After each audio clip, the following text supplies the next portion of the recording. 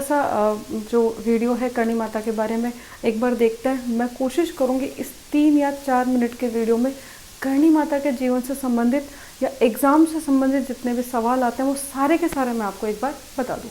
ठीक है। करणी माता बचपन का नाम है रिद्दूबाई और इनका जो जन्म होता है तिथि है विक्रम संवत 1444। ये वाली बात अपने ध्यान रख लेना, विक्रम संवत है। अगर आपको ईयर निकालना हो तो 57 साल पीछे चले जाना और फिर भी मैंने ईयर लिख दिया, तारीख भी लिख दी 20 सितंबर 1387। अश्विन शुक्ल सप्तमी के दिन इनका जन्म होता है। आसूज के जो नवरात्रे आते हैं यानी कि जिनमें अपने श्राद्ध चलते हैं जिस पक्ष में, उसके जस्ट बाद में जो शुक्ल पक्ष में नवरात्रे आते हैं, बड़े वाले नवरात्रे भी इनको कहते हैं। तो सप्तमी के दिन करणी माता का जन्म हुआ। जन्म स्थान है सुआप गाँव, फलोदी तहसील पड़ती है जोधपुर जिले में। तो यहाँ पे जोधपुर लिखने की आवश्यकता इसलिए नहीं, इतना तो आप समझते। पिता का नाम मेहाजी, माता का नाम देवन, भाई का नाम सातंग, छोटे भाई का नाम सारंग। हुआ ये था, पिता ने यात्रा करी। हिंगलाज माता पाकिस्तान में जाते हैं, वो कई बार यात्रा करते हैं, 1 बार 2 बार 3 बार 4 बार 5 बार 6 बार। हिंगलाज माता ने उन्हें दर्शन दिए, उनसे कहा कि मांग क्या मांगते, तो उन्होंने कहा कि मेरा नाम बना रहे। अब अप्रत्यक्ष रूप से तो वो चाहते थे कि उन्हें बेटा पुत्र प्राप्ति हो जाए। तो हिंगलाज माता ने कहा तेरा नाम बना रहेगा और चिंता मत कर, बहुत लंबे समय तक तेरा नाम बना रहेगा। उन्होंने कहा मैं आशीर्वाद देती हूँ कि मैं स्वयं हिंगलाज माता के अवतार के रूप में तेरे यहाँ पर जन्म लेने वाली हूँ। 21 महीने गर्भ में रहने के बाद में जन्म लिया और जन्म लिया तो जो माँ का नाम है देवल, पिता का नाम है मेहाजी, ये मैंने आपको बता दिया। करणी माता थोड़े से बड़े होते हैं तो उसी समय जो बुआ आई हुई थी, बड़े होने से पहले जन्म जब होता है तब की बात करते हैं। तो जन्म हुआ था और बुआ ने कहा कि 5 पत्थर तो पहले से ही थे, एक छठा पत्थर और आ गया। इस प्रकार से यूँ मुट्ठी बंद करके जो कहते हैं ठोला दिखाया, तो करणी माता कहते हैं वो उसी समय उनकी मुट्ठी बंद रह गई थी।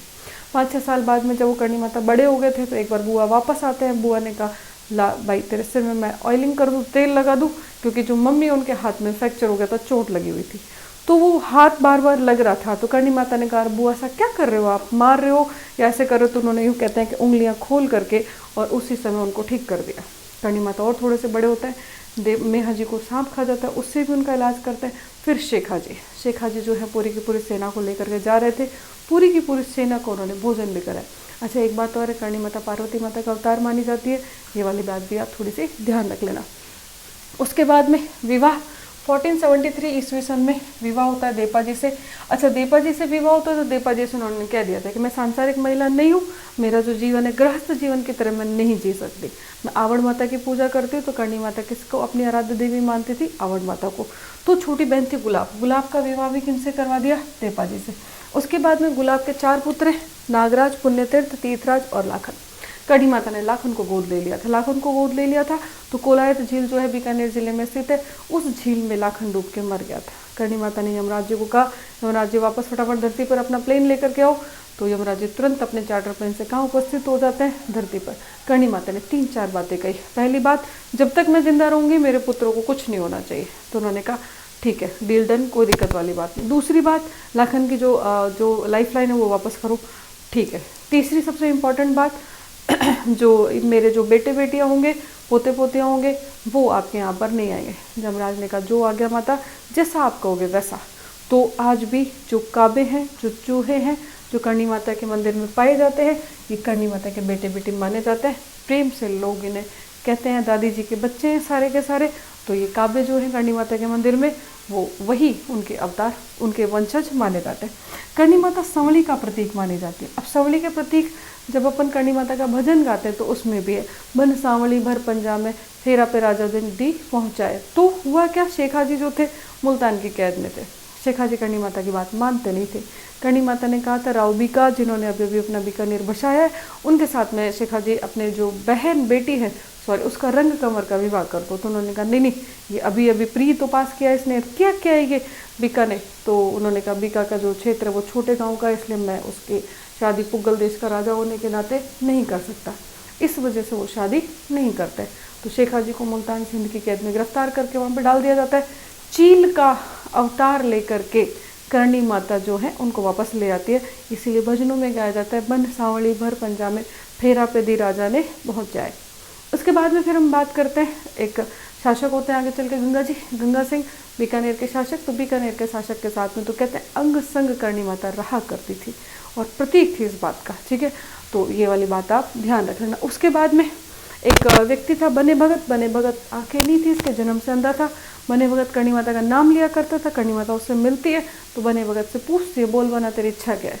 कि मैं आपको दर्शन पाना चाहता हूँ, आपको देखना चाहता हूँ। करणी माता ने कहा समय रहते तू मेरे दर्शन भी करेगा और तुझे आंखें भी प्राप्त हो जाएंगी। उसके बाद बने भगत ने कहा एक और इच्छा है। बोलो क्या इच्छा है?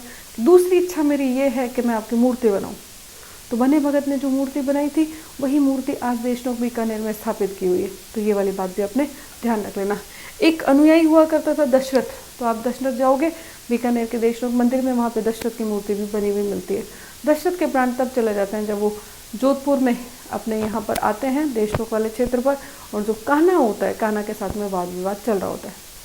तो करणी माता ने मेहरानगढ़ किले की नींव रखी थी, ये वाली बात ध्यान रख लेना, ये आपको याद है। दूसरी बात, जो जोधपुर का शासक था राव जोधा, उनके साथ में इनकी अच्छी खासी बनती थी। राव जोधे ने बुआ जी कहा करते थे, रिडमल बुआ कहा करते थे। राव चुंडा जो हुए थे उनकी वो धर्म बहन हुआ करती थी।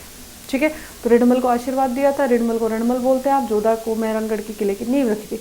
जोधा का बेटा होता राव बीका, बीका ने आशीर्वाद लिया था, बीकानेर शहर करणी माता के आशीर्वाद से बसाया। बीकानेर जोधपुर में झगड़े होते रहते थे, इसलिए उन्होंने कहा ये देश है और देश की नाक है, यानी कि नाक है यानी कि नोक है, इससे आगे जोधपुर वाले तुम आक्रमण नहीं करोगे। इसीलिए उस क्षेत्र का नाम देश नोक पड़ जाता है। ठीक है, ये वाली बात तो ध्यान रख लेना। चैत्र शुक्ल सप्तमी 1595 विक्रम संवत जो है अष्टमी वाले दिन, विक्रम संवत वाले दिन करणी माता का निर्माण प्राप्त हो जाता है। 151 वर्ष 6 महीने करणी माता जिंदा रही थी।